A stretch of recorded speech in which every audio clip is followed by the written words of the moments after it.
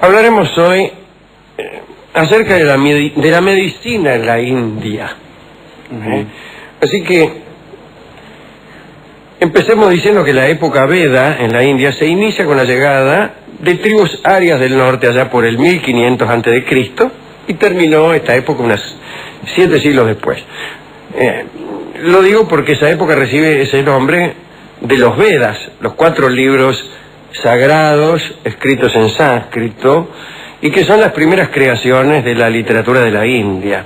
El Rig Veda, o sea, la ciencia de los himnos, tiene cantos propiciatorios a las divinidades.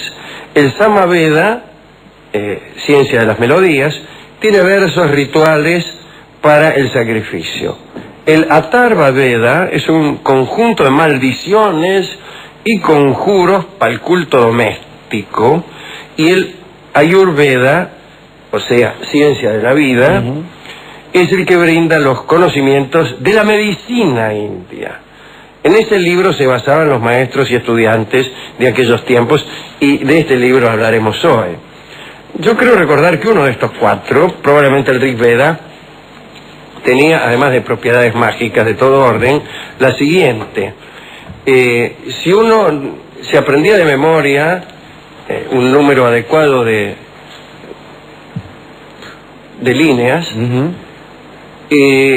podía obtener perdón por algunos delitos o faltas cometidas.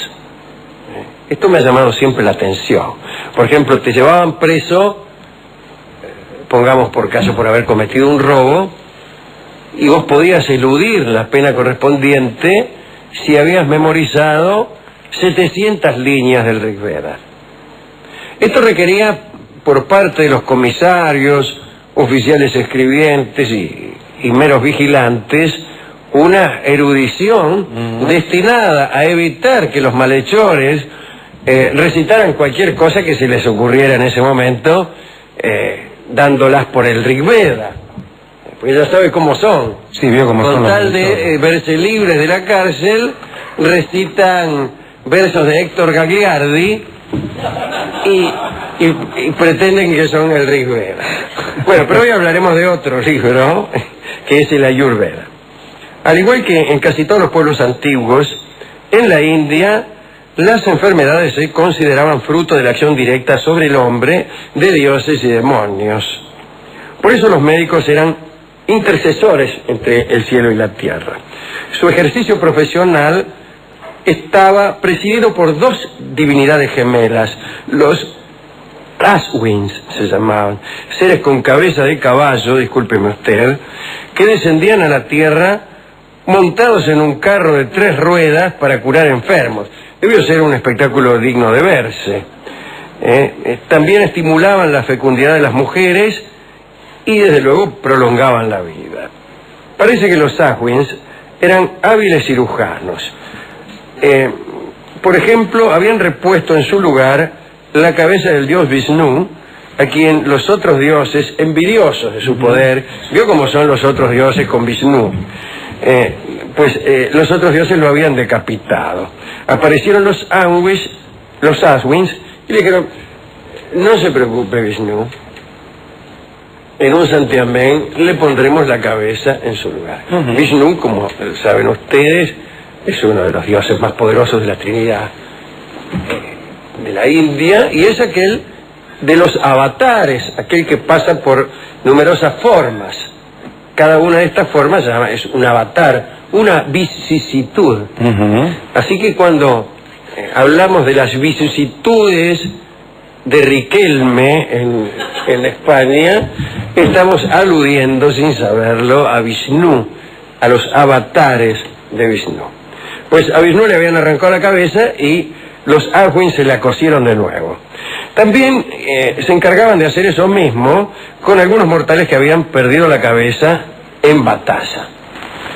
Junto con los conjuros que pretendían la curación mediante la ayuda directa, por ejemplo de los Ashwin, los médicos de esa época trabajaban naturalmente con otras prácticas más terrenales. No todo se reducía a esperar a que vinieran los Ashwins y te cosieran la cabeza. Así se recomendaban los baños de mar. ¡Qué sabios eran los médicos hindúes del año 1300 a.C. Lo dicho, lo que se dice a cada momento, se sabía más antes que ahora, ¿o no? No, me parece que no. No, lo dicho, además. No se sabía más antes que ahora. Bien, el caso es que los médicos recomendaban el baño de mar. Ya se sabe que el que recomienda el baño de mar es inevitablemente un sabio. También recomendaban exponer a los enfermos a la brisa marina. Así que ustedes se enfermaban, lo acercaban al océano Índico, lo exponían a la brisa, le pegaban una enjuagada y asunto arreglado. También se recurría al uso de plantas medicinales, de las que se describían 700 variedades, mucho más que en la farmacia de la esquina de casa. Las obras médicas más famosas, siempre basadas en el Ayurveda, desde luego, fueron escritas por 3 hombres. Formaron con su doctrina un único corpus que fue estudiado desde entonces en conjunto. Y aquellos eruditos brahmánicos se llamaban, atención, Charaka, Sushruta y Bhagavata. No es que me gustan estos nombres, especialmente los 2 primeros. Charaka y Sushruta son 2 nombres extraordinarios. Incluso para amigos digo, mira, ahí viene Charaka. ¿Con quién viene? Viene con Sushruta. Ah. Sushruta es más gracioso que Charaka. Y después está Bhagavata, que tiene esa ingrata vecindad de la G y la B larga, ¿no?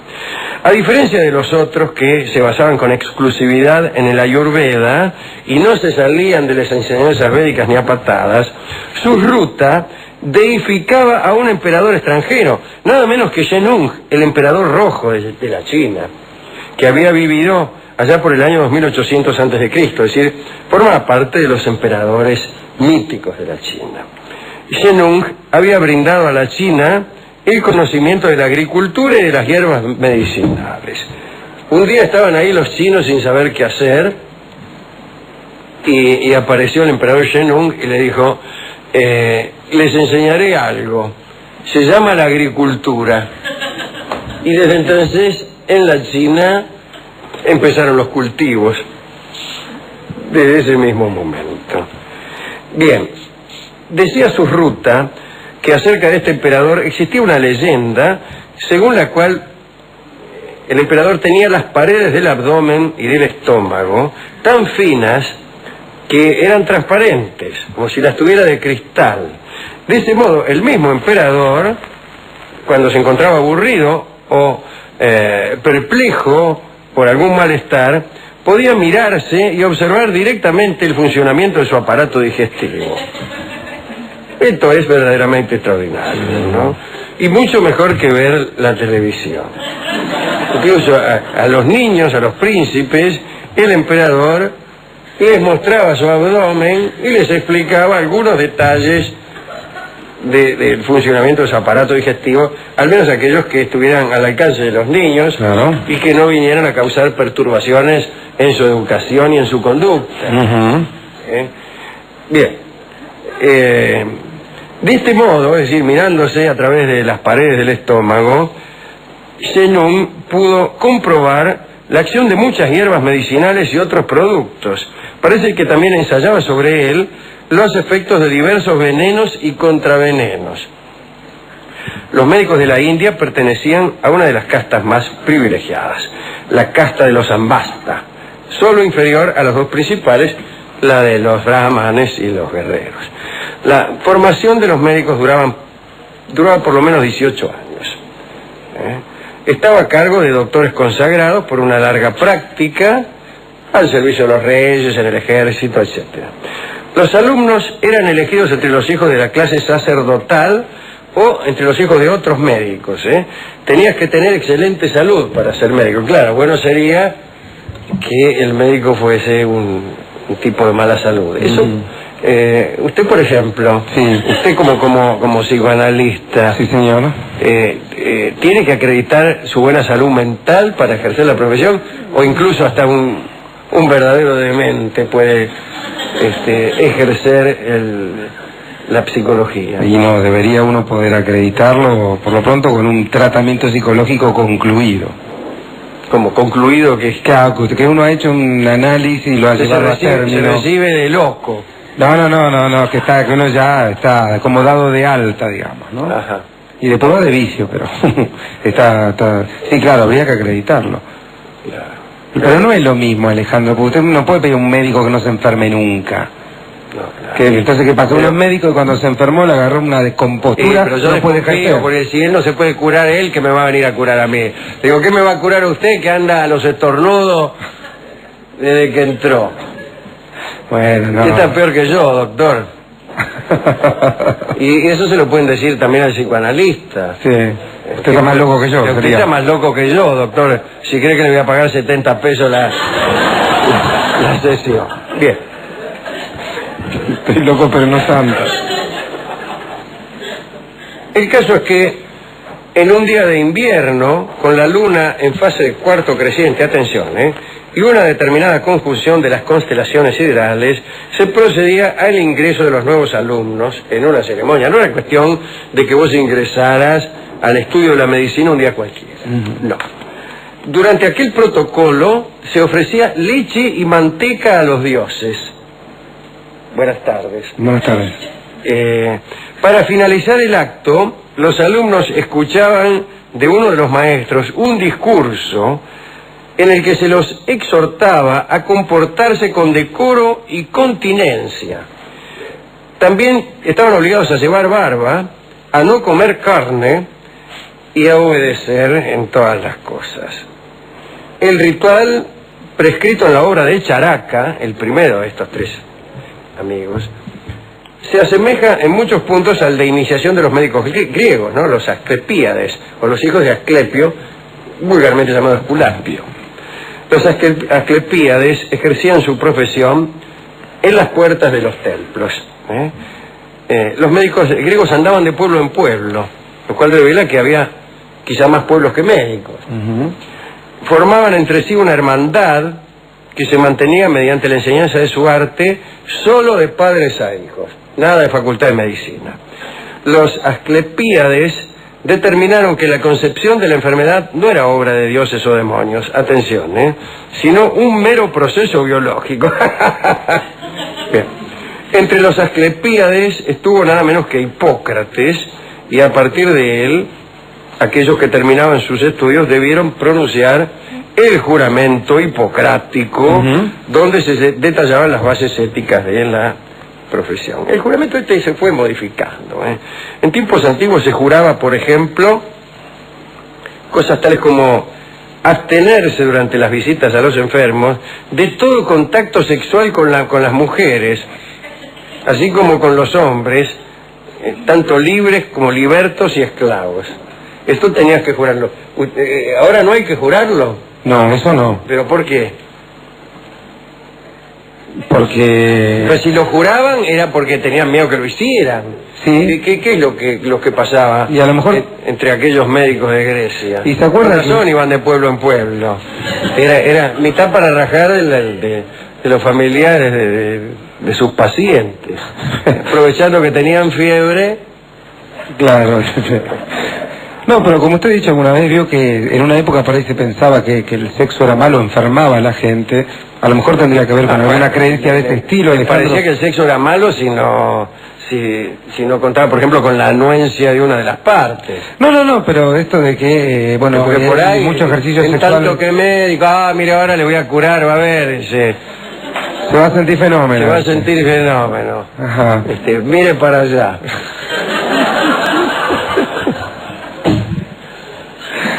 Pero bueno, se pensaría que en algo atentaba contra la salud o contra las posibilidades del médico la actividad sexual. Debe ser algo de eso, Alejandro. No, yo no creo. ¿No? ¿Que de caprichosos nomás? Sí. Bueno, juramentos de ese orden había entre los iniciados de la India. El médico debía guardar en secreto todo cuanto oyera en el ejercicio de su profesión. Y debía comportarse ante las mujeres con el mayor decoro. Nada de Las mujeres pacientes de él, dice. Sí, seguro. No todas las mujeres, ¿por qué no? Hay médicos que se aprovechan de eso, ¿cierto, doctor? Bueno, a veces sí. No le voy a mentir.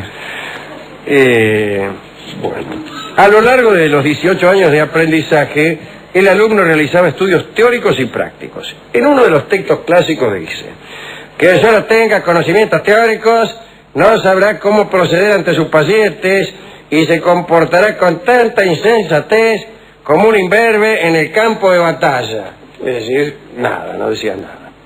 Digamos, para terminar, que la enseñanza práctica tenía sus problemas, porque del mismo modo que en siglos posteriores sucedió en Europa, la religión prohibía trabajar con cadáveres para estudiar. Entonces el médico no sabía lo que tenemos dentro, disculpe usted que lo diga de este modo. No, está bien. ¿Y cómo hacía? Utilizaban tallos de plantas para ensayar cortes y punciones. Así que se practicaban con zanahorias, poner. Sí. Usaban odres y vejigas de animales, las llenaban con agua para aprender a hacer sangría, los médicos. Después, para extraer dientes, se los sacaban animales muertos. Y claro, total no le dolía. Claro. Y para hacer vendajes, etcétera, tenían muñecos de tamaño natural. Ajá. Y los vendaban, incluso los hacían adoptar distintas posiciones para practicar, sí, para reducir luxaciones, entablillar gambas. Y tenían unos muñecos que estaban ahí. Bueno, eso está bien. Eso está bien, ¿no? Y practicaban con muñecos. No digo para dar inyecciones, porque no creo que haya formado parte del arsenal científico de la India la inyección. Ajá, no en estas épocas, seguro. Aunque sí formó parte del arsenal egipcio la trepanación. Los egipcios acostumbraban a trepanar, si es que hay que creerle a Mika Waltari, ¿no?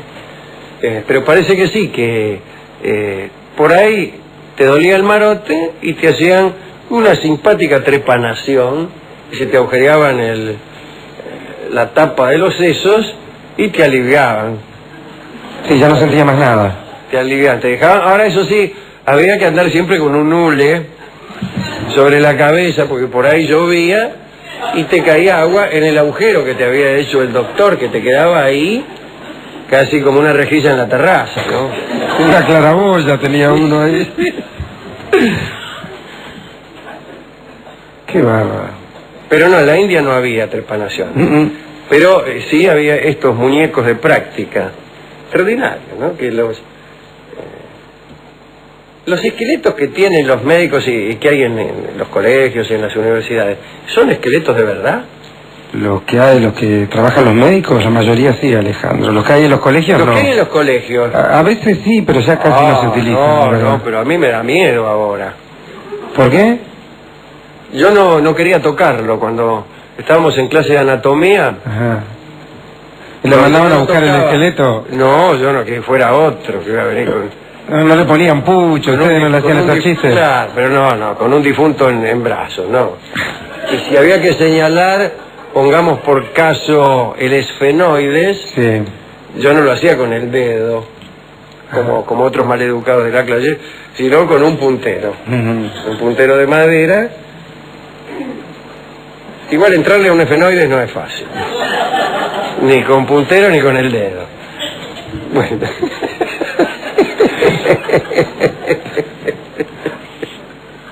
Bueno, ¿a quién dedicar esto? A los médicos argentinos, que son los mejores del mundo. ¿Así? No me acuerdo si eran los médicos o los enfermos argentinos, que eran los mejores del mundo.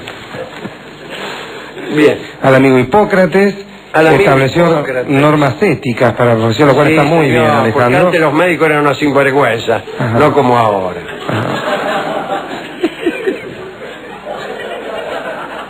Me gustaron los Aswins, Alejandro, porque me gustaba Estas especies de dioses que prolongaban la vida. Está bueno esto. Sí, eso es lindo, eso estamos a favor. Eso está bien. Y a los médicos de antes, le digo, que no era fácil esto de no poder estudiar con cuerpos verdaderos, tener que andar establillando muñecos, era todo Sí. un ejercicio difícil. Bueno, hemos ido a la discoteca para ver con qué canción podríamos ilustrar esta. Y no encontramos nada, absolutamente nada. Pero en el futuro disco, que se llama Bar del Infierno, hay una canción que fue cantada en el Bar del Infierno, que fue tomada de la banda de sonido de ese programa de televisión, y que es justamente esta canción tan extraña que se llama Muñecos, y que canta estupendamente Ruth Ataguile, acompañada por Fernando Marzán y nuestro conjunto de cámara. Adelante.